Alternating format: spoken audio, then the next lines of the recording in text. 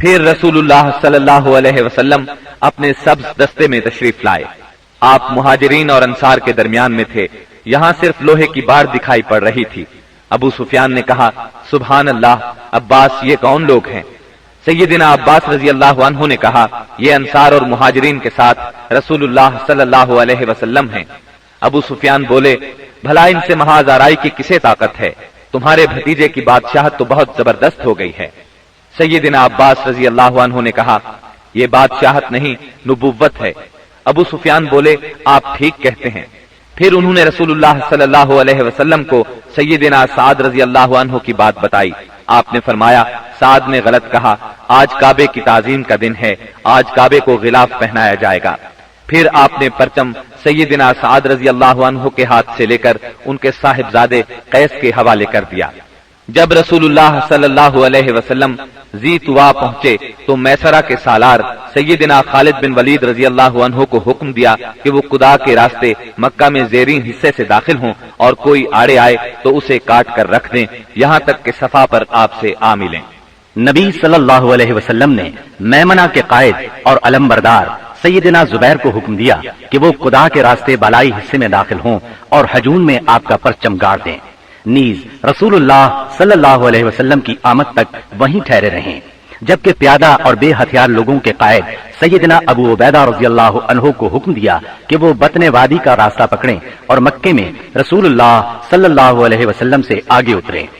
اس موقع پر قریش نے کچھ اوباشوں کو خندمہ میں جمع کیا، کہا کہ اگر انہیں کچھ کامیابی ہوئی تو ان کے ساتھ رہیں گے، ورنہ جو کچھ مطالبہ کیا جائے گا منظور کر لیں گے۔ جب خالد بن ولید رضی اللہ عنہ ان کے پاس سے گزرے تو ایک معمولی سی جھڑپ نے ان کے 12 آدمیوں کو کاٹ ڈالا اور باقی بھاگ کھڑے ہوئے۔ اس کے بعد سیدنا خالد بن ولید رضی اللہ عنہ مکے کے گلی کوچوں کو رونتے ہوئے کوہ صفا پر رسول اللہ صلی اللہ علیہ وسلم سے جا ملے۔ البتہ ان کے دستے کے 2 آدمی بھٹک کر لشکر سے بچھڑ گئے اور شہید کر دیے گئے۔ ادھر سیدنا زبیر رضی اللہ عنہ نے حجون میں مسجد فتح کے پاس جھنڈا گاڑا اور ایک خیمہ نصب کیا، اس میں ام سلمہ اور سیدہ میمونہ رضی اللہ عنہما نے قیام کیا اور وہیں ٹھہری رہیں، یہاں تک کہ رسول اللہ صلی اللہ علیہ وسلم تشریف لے آئے۔ تھوڑی دیر آرام فرمایا، پھر آگے بڑھے۔ اس وقت ابو بکر صدیق رضی اللہ عنہ آپ کے ساتھ تھے اور باتیں کر رہے تھے۔ پھر آپ سورہ فتح کی تلاوت کرتے ہوئے مہاجرین اور انصار کے جلوہ میں مسجد حرام کے اندر داخل ہوئے، حجر اسود کو چوما، بیت اللہ کا طواف کیا۔ آپ حالت احرام میں نہیں تھے، اس وقت بیت اللہ کے گرد 360 بت تھے۔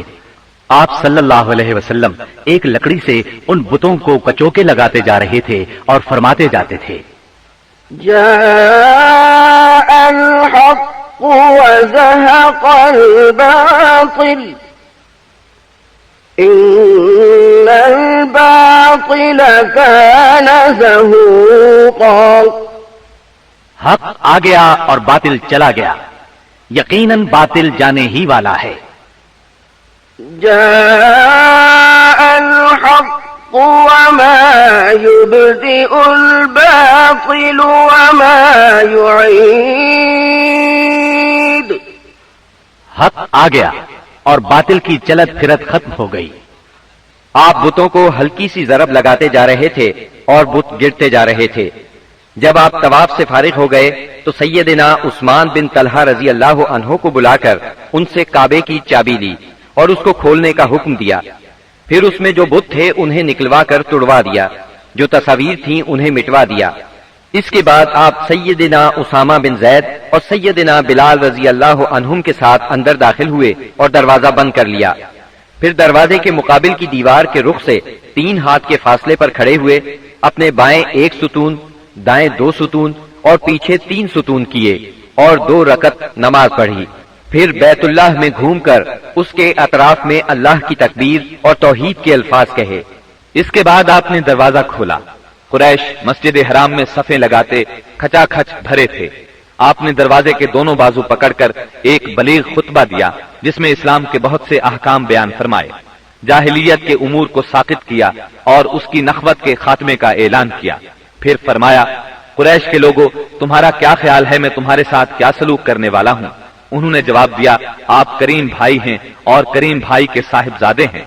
آپ نے ارشاد فرمایا، لا تثريب عليكم اليوم اذهبوا فأنتم الطلقاء آج کے دن تم پر کوئی سرزنش نہیں، جاؤ تم سب آزاد ہو۔ پھر نیچے تشریف لائے اور مسجد حرام میں تشریف فرما ہوئے۔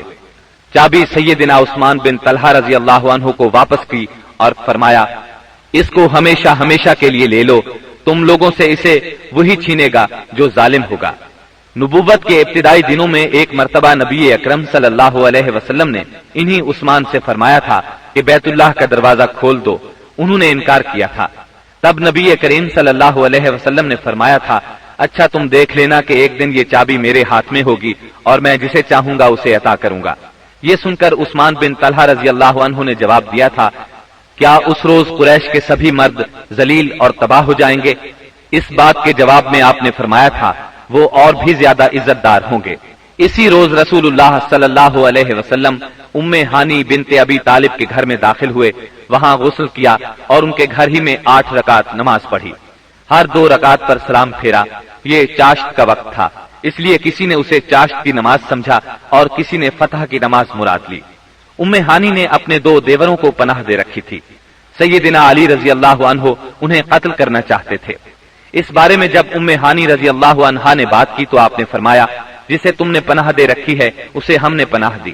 ظہر کی نماز کا وقت ہوا تو رسول اللہ صلی اللہ علیہ وسلم نے سیدنا بلال رضی اللہ عنہ کو حکم فرمایا، بلال کعبے کی چھت پر چڑھ کر اذان دو۔ چنانچہ انہوں نے کعبے کی چھت پر چڑھ کر اذان دی۔ یہ گویا اسلام کے غلبے کا اعلان تھا، اور جس قدر یہ مشرکین کو ناگوار تھا، مسلمانوں کے لیے اسی قدر خوشگوار تھا۔ والحمدللہ رب العالمین۔ جب مکے کی فتح مکمل ہو چکی تو انصار کو فکر لاحق ہوئی کہ کہیں رسول اللہ صلی اللہ علیہ وسلم یہیں نہ ٹھہر جائے، کیونکہ بہرحال یہ آپ کے خاندان اور آپ کے قبیلے کا شہر تھا۔ اس وقت رسول اللہ صلی اللہ علیہ وسلم صفا پر ہاتھ اٹھائے دعا فرما رہے تھے۔ دعا سے فارغ ہوئے تو فرمایا، اللہ کی پناہ، اب زندگی اور موت تمہارے ساتھ ہے۔ اس سے انصار مطمئن ہو گئے، ان کا خوف جاتا رہا اور وہ خوش ہو گئے۔ رسول اللہ صلی اللہ علیہ وسلم نے مکے میں 19 روز قیام فرمایا اور اس دوران آثار اسلام کی تجدید کی۔ مکے کو آثار جاہلیت سے پاک کیا، نئے سرے سے حرم کے ستون نصب کیے اور آپ کے منادی نے اعلان کیا، جو شخص اللہ اور آخرت کے دن پر ایمان رکھتا ہے وہ اپنے گھر میں کوئی بت نہ چھوڑے بلکہ اسے توڑ دے۔ 25 رمضان المبارک کو رسول اللہ صلی اللہ علیہ وسلم نے 30 سواروں کے ساتھ سیدنا خالد بن ولید رضی اللہ عنہ کو عزا اور اس کا بتخانہ ڈھانے کے لیے نخلا روانہ کیا۔ سیدنا خالد بن ولید نے جا کر اس کو ڈھا دیا۔ یہ مشرکین کا سب سے بڑا بت تھا۔ پھر آپ نے رمضان ہی میں سیدنا عمرو بن عاص رضی اللہ عنہ کو سوا نامی بت ڈھانے کے لیے روانہ کیا۔ یہ حذیل کا سب سے بڑا بت تھا۔ اس کا استھان مکے سے شمال مشرق میں 150 کلومیٹر کے فاصلے پر رہات نامی مقام پر تھا۔ سیدنا عمرو نے جا کر اس کو ڈھایا۔ اس کا مجاور بت کی بے بسی دیکھ کر مسلمان ہو گیا۔ پھر آپ صلی اللہ علیہ وسلم نے سعد بن زید اشہری کو اسی ماہ رمضان میں 20 سوار دے کر منات کی طرف روانہ فرمایا۔ یہ عدید کے پاس مشلل میں تھا۔ یہ کلب، خزاعہ، غسان اور اوس و خزرج کا بت تھا۔ سیدنا سعد نے جا کر اسے توڑ دیا اور بت خانہ ڈھا دیا۔ فتح مکہ کے بعد بہت سے قبائل نے اسلام قبول کر لیا، لیکن حوازن اور بنو ثقیف کے قبیلوں نے چند اور قبائل کو اپنے ساتھ ملا کر 4000 کا لشکر تیار کیا اور مسلمانوں سے زور آزمائی کا فیصلہ کیا۔ نبی کریم صلی اللہ علیہ وسلم کو ان کے ارادوں کی اطلاع ہوئی تو آپ نے اپنے ایک صحابی کو تحقیق کے لیے بھیجا۔ انہوں نے تصدیق کی، تب آپ نے مسلمانوں کو تیاری کا حکم فرمایا۔ چنانچہ 10,000 مدنی اور 2,000 مکی فوج کا لشکر تیار ہو گیا۔ بعض لوگوں نے لشکر کی کثرت کے پیش نظر کہا، آج ہم مغلوب نہیں ہوں گے۔ یہ بات رسول اللہ صلی اللہ علیہ وسلم پر گراں گزری۔ شام ہوئی تو ایک سوار نے آ کر اطلاع دی کہ بنو حوازن عورتوں، بچوں اور اونٹ بکریوں سمیت نکلے ہیں۔ آپ یہ سن کر مسکرائے اور فرمایا، یہ کل انشاءاللہ مسلمانوں کا مال غنیمت ہوگا۔ 10 شوال 8 ہجری کی رات رسول اللہ صلی اللہ علیہ وسلم حنین پہنچے۔ وادی حنین مکہ معظمہ سے 30 میل دور واقع ہے۔ آپ نے وادی میں داخل ہونے سے پہلے سحر کے وقت لشکر کو ترتیب دیا۔ مہاجرین کا پرچم علی بن ابی طالب کو دیا، اوس کا پرچم اسید بن حضیر رضی اللہ عنہ کو، اور खजरज का परचम हुबाब बिन मुंजिर को और कुछ दूसरे परचम दूसरे कबाइल को दिए। 2 जिरहें पहनी, सर और चेहरे पर खौद रखा। इसके बाद हरावल दस्ते ने वादी में उतरना शुरू किया। उसे छुपे हुए दुश्मन की मौजूदगी का इल्म नहीं था। अभी वो उतर ही रहा था कि अचानक दुश्मन ने टिड्डी दल की तरह तीरों की बारिश कर दी। फिर दुश्मन मुसलमानों पर टूट पड़ा। इस अचानक हमले से हरावल दस्ते में इंतशार फैल गया। उसमें मौजूद मुसलमानों के पांव उखड़ गए। जो लोग पीछे थे वो भी उन्हीं के साथ हो लिए। जहां तक रसूलुल्लाह सल्लल्लाहु अलैहि वसल्लम का ताल्लुक है तो न सिर्फ ये कि आप चंद अंसार और मुहाजिरीन के साथ अपनी जगह पर साबित कदम रहे, बल्कि आप दुश्मन की तरफ बढ़ने के लिए अपने खच्चर को एड़ लगाते और फरमाते जा रहे थे, अनन्नबिय्यु ला कज़िब, अना इब्नु अब्दिल मुत्तलिब। मैं नबी हूँ, झूठा नहीं, मैं अब्दुल मुत्तलिब का फर्जंद हूँ। सैयदना अब्बास रजी अल्लाह अन्हु ने आपके हुक्म पर मुहाजिरीन और अंसार को आवाज दी। ये आवाज सुनते ही हर तरफ से मुसलमान रसूलुल्लाह सल्लल्लाहु अलैहि वसल्लम के गिर्द जमा होने लगे और अल्लाह ने अपने रसूल और मुसलमानों पर सकीनत तारी कर दी और अनदेखा लश्कर उतारा। चुनाचे मुसलमानों ने पलटकर हमला कर दिया और धुआंधार जंग शुरू हो गई। ऐसे में अल्लाह के रसूल सल्लल्लाहु अलैहि वसल्लम ने फरमाया, अब चूल्हा गर्म हो गया है। फिर आपने एक मुट्ठी में मिट्टी लेकर उनके चेहरों पर मारी और फरमाया, शाहतिल वुजूह, चेहरे बिगड़ जाएं। इस मिट्टी से उनकी आंखें भर गईं। इसके बाद उनकी धार कुंद और उनका काम पिछड़ता चला गया, यहाँ तक कि वो परागंदा होकर भाग निकले और मुसलमानों ने मारते काटते उनका पीछा किया। चुनाचे औरतों और बच्चों को पकड़ लिया और बहुत से फौजियों को गिरफ्तार कर लिया। उस दिन सैयदना खालिद बिन वलीद रजी अल्लाह अन्हो को भी बहुत जख्म आए। उधर रसूलुल्लाह सल्लल्लाहु अलैहि वसल्लम के साथ अल्लाह की इनायत देखकर बहुत से मुशरिकीन मुसलमान हो गए। मुशरिकीन भागे तो 3 गिरोहों में तकसीम हो गए। सबसे बड़ा गिरोह ताइफ की तरफ भागा, दूसरे गिरोह ने नखला का रुख किया और तीसरे गिरोह ने औतास में मोर्चाबंदी की। आपने औतास में अबू मूसा अशअरी रजी अल्लाह अन्हो के चचा अबू आमिर अशअरी रजी अल्लाह अन्हो को सहाबा की एक जमात के साथ भेजा। उन्होंने दुश्मनों को मार काट और भगाकर सारे माल गनीमत पर कब्जा कर लिया। अलबत्ता अबू आमिर अशअरी रजी अल्लाह अन्हो खुद इस मारके में शहीद हो गए और उनकी जगह अबू मूसा अशअरी रजी अल्लाह अन्हो ने संभाली और कामयाब व कामरान लौटे। दूसरी तरफ मुसलमानों की एक जमात ने नखला भागने वालों का ताक़ुब किया। दुरैद बिन सिम्मा को जा पकड़ा और उसे कत्ल कर दिया। रसूलुल्लाह सल्लल्लाहु अलैहि वसल्लम ने माल गनीमत और कैदियों को जमा करने का हुक्म दिया। इसकी कुल तादाद ये थी, ऊंट करीबन 24,000, बकरियां 40,000 से ज्यादा, चांदी 4,000 उकिया यानी 1,60,000 दिरहम, औरतें और बच्चे 6,000। इन सब को जेराना में जमा करके सैयदना मसऊद बिन अम्र गिफारी रजी अल्लाह अन्हो को उनका निगरान मुकर्रर फरमाया।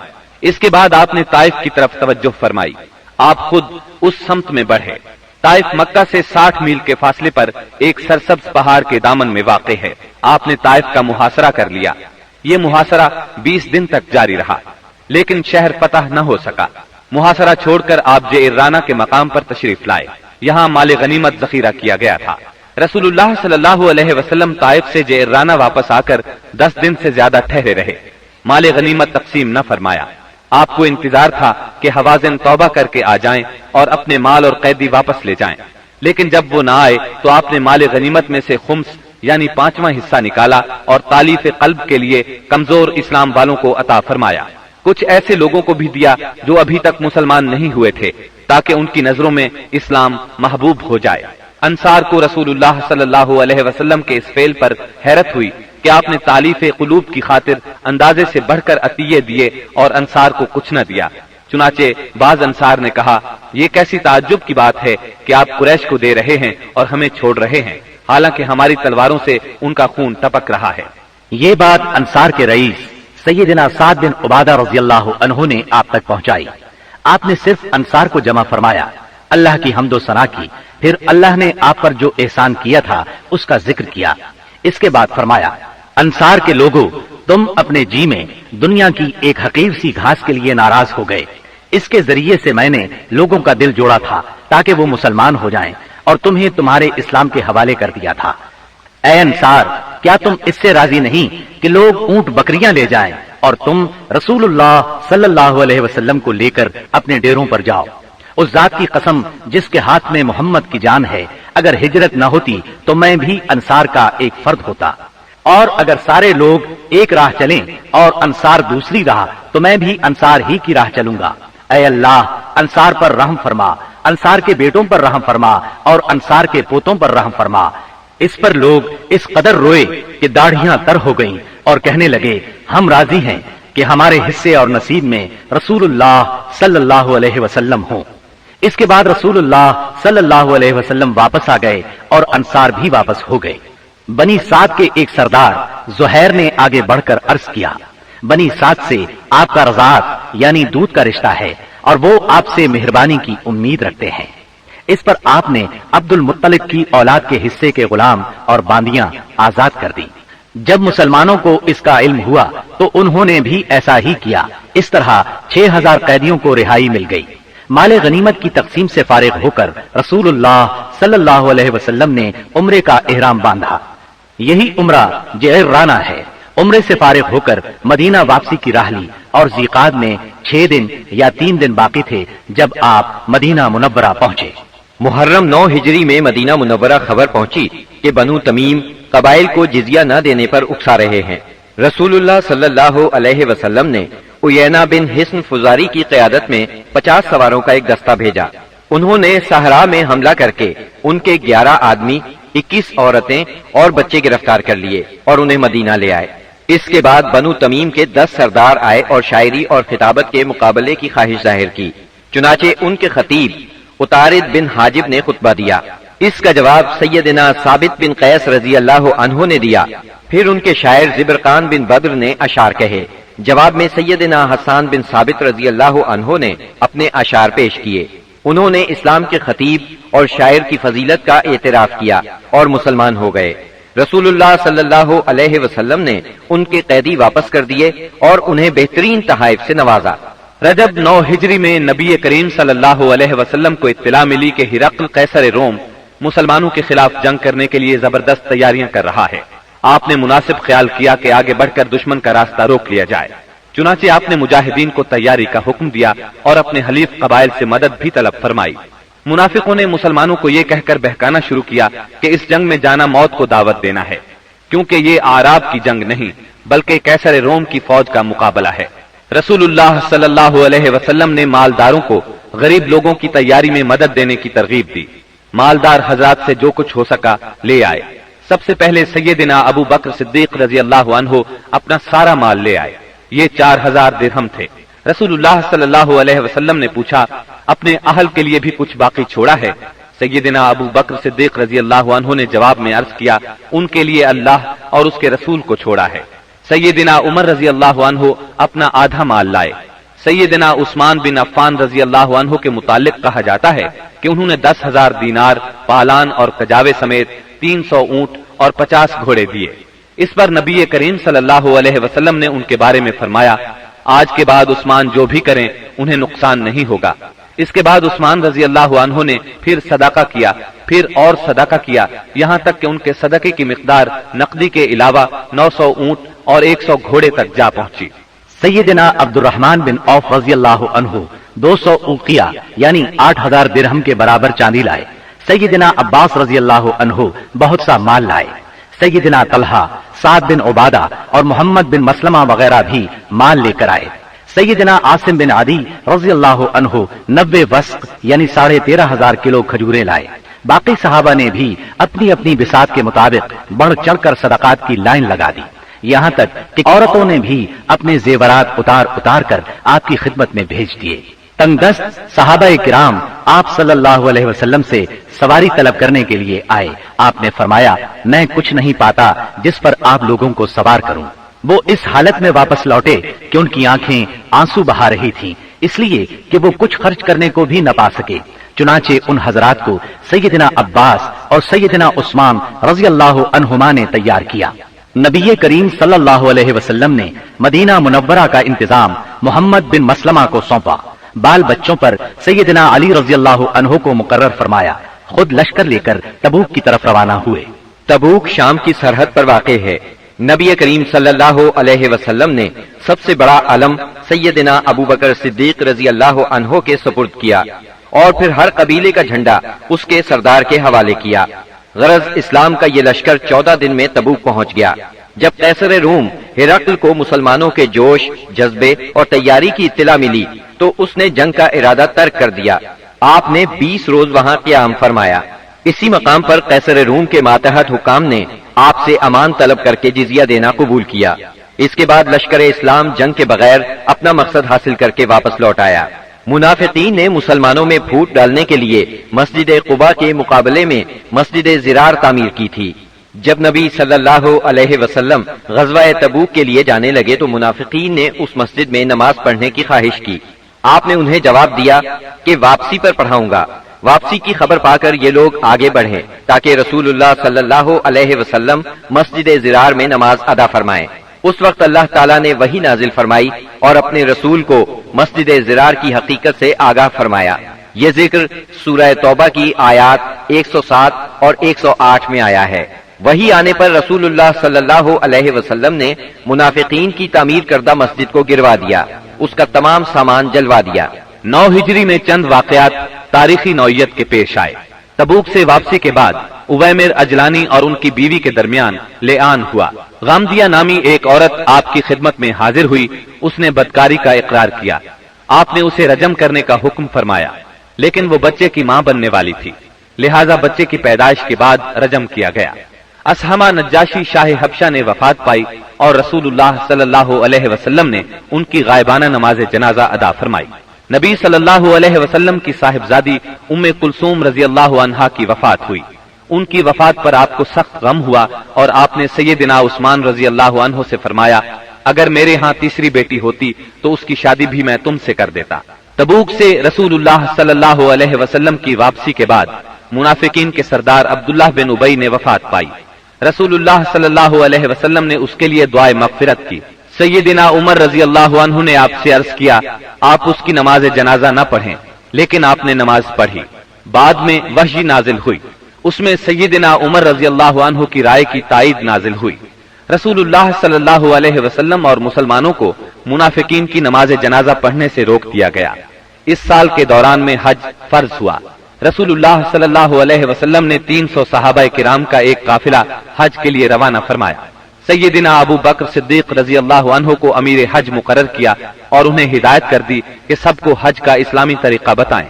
سیدنا ابو بکر صدیق رضی اللہ عنہ کی روانگی کے بعد سورہ برات یعنی سورہ توبہ کی ابتدائی آیات نازل ہوئیں، جس میں ان تمام مشرکین سے عہد توڑنے کا حکم تھا جنہوں نے اپنے عہد کی پاسداری نہیں کی تھی، اور ان کو اور ان لوگوں کو جن کا سرے سے کوئی عہد ہی نہیں تھا 4 مہینے کی مہلت دی گئی تھی کہ اس دوران میں جس طرح چاہیں زمین میں گھوم پھر لیں، تاکہ انہیں معلوم ہو جائے کہ وہ اللہ کو بے بس نہیں کر سکتے، اور یہ کہ اللہ کافروں کو رسوا کر کے رہے گا۔ البتہ جو مشرکین اپنے عہد پر قائم تھے اسے توڑا نہیں تھا اور مسلمانوں کے خلاف کسی کی مدد نہیں کی تھی، ان کا عہد پورا کرنے کا حکم دیا گیا۔ آپ نے سیدنا علی رضی اللہ عنہ کو یہ آیات دے کر ناقہ پر سوار کیا اور روانہ فرمایا۔ انہوں نے حجاج کے قافلے کو راستے ہی میں جا لیا۔ سیدنا ابو بکر صدیق رضی اللہ عنہ نے امیر حج ہونے کی حیثیت سے ارکان حج ادا کیے، اور اس کے بعد سیدنا علی رضی اللہ عنہ نے سورہ برات کی ابتدائی آیات سنائیں۔ اس کے بعد سیدنا ابو بکر صدیق رضی اللہ عنہ نے صحابہ کرام کی ایک جماعت بھیج کر یہ اعلان کر دیا کہ اس سال کے بعد کوئی مشرک حج نہیں کر سکتا اور نہ کوئی ننگا آدمی بیت اللہ کا طواف کر سکتا ہے۔ یہ اعلان گویا جزیرت العرب سے بت پرستی کے خاتمے کا اعلان تھا، یعنی اس سال کے بعد بت پرستی کے لیے آمد و رفت کی کوئی گنجائش نہیں۔ غیر مسلم قوموں کے لیے جزیے کی ادائیگی کی فرضیت اور سود کی ممانعت کا حکم نازل ہوا۔ رسول اللہ صلی اللہ علیہ وسلم جو ہی تبوک سے مدینے واپس آئے، وفود کی آمد کا سلسلہ شروع ہو گیا۔ یہ سلسلہ اگلے برس 10 ہجری تک جاری رہا۔ عرب کے قبیلوں اور خاندانوں نے اپنے اپنے نمائندے بھیجے اور بعض رؤسا، غلام، یتیم، غربا اور خواتین بذات خود مدینہ منورہ آئے تاکہ اسلام اور پیغمبر اسلام کے بارے میں پتہ لگائیں اور خود اپنی آنکھوں سے سب کچھ دیکھ لیں۔ جب یہ لوگ مدینہ آ کر قیام کرتے اور آپ کو دیکھتے تو بعض لوگ تو دیکھتے ہی پکار اٹھتے، اللہ کی قسم یہ چہرہ کسی جھوٹے نبی کا نہیں ہو سکتا۔ اس کے بعد اسلام قبول کر لیتے۔ جب جزیرہ عرب میں دعوت و تبلیغ مکمل ہو گئی اور اللہ نے اہل ایمان کی ایک ایسی جماعت پیدا فرما دی جو دعوت کی حفاظت کی ضامن اور اسے زمین کے کونے کونے تک پہنچانے کی کفیل تھی، تو اللہ تعالیٰ نے چاہا کہ رسول اللہ صلی اللہ علیہ وسلم کو انتقال سے قبل ان کی جہد پیہم کا ثمرہ بھی دکھلا دے۔ چنانچہ آپ کو ذی الحج 10 ہجری میں بیت اللہ کے حج سے مشرف فرمایا۔ آپ نے حج کا ارادہ فرمایا تو لوگوں میں اس کا اعلان کر دیا۔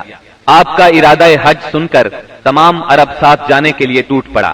ہفتے کے دن 26 ذی-القعدہ کو آپ نے کوچ کی تیاری فرمائی، بالوں میں کنگھی کی، تیل لگایا، تہبند پہنا، چادر اوڑھی اور ظہر کی نماز کے بعد مدینے سے چل پڑے اور عصر سے پہلے ذوالحلیفہ پہنچ گئے۔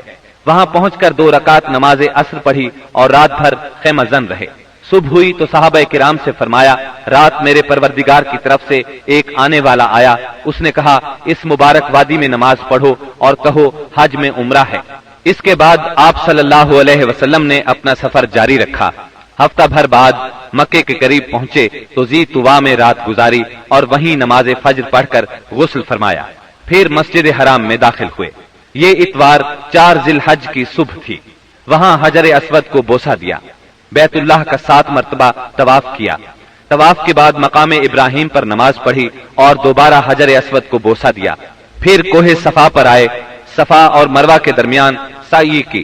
اس کے بعد اعلان فرمایا جس شخص کے ساتھ قربانی کا جانور نہ ہو وہ احرام کھول دے۔ 8 ذی الحج ترویہ کے دن آپ مکہ سے مینا تشریف لے گئے اور وہاں 9 ذی الحج کی صبح تک قیام فرمایا۔ ظہر، عصر، مغرب، عشاء اور فجر کی نمازیں وہیں پڑھی، پھر اتنی دیر ٹھہرے کہ سورج طلوع ہو گیا۔ اس کے بعد عرفہ کو چل پڑے۔ وہاں پہنچے تو وادی نمرہ میں قبہ تیار تھا، اسی میں اترے۔ جب سورج ڈھل گیا تو آپ کے حکم سے آپ کی اونٹنی قصوا پر کجاوا کسا گیا اور آپ بطن وادی میں تشریف لے گئے۔ اس وقت آپ کے گرد 1,24,000 یا 1,44,000 انسانوں کا سمندر ٹھاٹھیں مار رہا تھا۔ آپ نے ان کے درمیان ایک جامع خطبہ ارشاد فرمایا۔ جو لوگ خطبے کے جملوں کو سن رہے تھے وہ دوسروں تک پہنچا رہے تھے اور سنانے کے لیے بلند آواز سے دوہرا رہے تھے۔ آپ صلی اللہ علیہ وسلم نے ارشاد فرمایا، جو لوگ یہاں موجود نہیں ہیں ان کو سننے والے یہ پیغام پہنچا دیں۔ نبی کریم صلی اللہ علیہ وسلم نے اپنے اس خطبے میں ارشاد فرمایا، لوگو میری باتوں کو غور سے سنو، کیونکہ میں نہیں جانتا شاید اس سال کے بعد اس مقام پر میں تم سے کبھی نہ مل سکوں۔ لوگو جیسا کہ یہ دن، یہ مہینہ اور یہ شہر مکہ حرمت والا ہے، اسی طرح ایک دوسرے کے جان و مال تم پر حرام ہے۔ سن لو، جاہلیت کی ہر چیز میرے پاؤں تلے روند دی گئی، جاہلیت کے خون بھی ختم کر دیے گئے، اور ہمارے خون میں سے پہلا خون ربیعہ بن حارث کے بیٹے کا خون ہے، میں اس کو ختم کر رہا ہوں۔ یہ بچہ بنو سعد میں دودھ پی رہا تھا کہ انہی ایام میں قبیلہ بنو حذیل نے اسے قتل کر دیا، اور جاہلیت کا سود ختم کر دیا گیا، اور ہمارے سود میں سے پہلا سود عباس بن عبد المطلب کا ہے، میں اس کو ختم کر رہا ہوں۔ اب یہ سارے کا سارا سود ختم ہے۔ اے لوگو، عورتوں کا تم پر حق ہے جیسا کہ تمہارا ان پر حق ہے، عورتوں کے ساتھ بھلائی کرو، تمہیں بہت جلد اللہ کے سامنے حاضر ہونا ہے اور وہ تم سے تمہارے اعمال کے بارے میں سوال فرمائے گا۔ خبردار خبردار، میرے بعد گمراہ نہ ہو جانا۔ لوگو، نہ تو میرے بعد کوئی پیغمبر ہے نہ کوئی اور امت ہی پیدا ہونے والی ہے۔ خوب سن لو، اپنے پروردگار کی عبادت کرنا، پنجگانہ نماز ادا کرنا، رمضان کے روزے رکھنا، اپنے مالوں کی زکات دینا، تمام مسلمان محکوم ہوں یا آزاد یکساں ذمہ داریاں اور حقوق رکھتے ہیں۔ اعمال دین کے سوا کسی کو کسی پر کوئی فضیلت نہیں۔ تم اپنے غلاموں کو وہ کھلاؤ جو تم خود کھاتے ہو، اور انہیں وہ لباس پہناؤ جو تم خود پہنتے ہو۔ ان پر نہ کوئی ظلم کرو اور نہ ان کا کوئی حق چھینو۔ امانتیں ان کے مالکوں کے سپرد کرنا چاہیے۔ دوسروں پر ظلم نہ کرو تاکہ تم پر بھی ظلم نہ کیا جائے۔ سود حرام ہے۔ شیطان اس سرزمین میں اپنی پرستش سے مایوس ہو گیا ہے، لیکن یہ ہوگا کہ اس کی اطاعت چھوٹے چھوٹے امور میں کی جائے گی، لہذا تم شیطان کی اطاعت سے بچو۔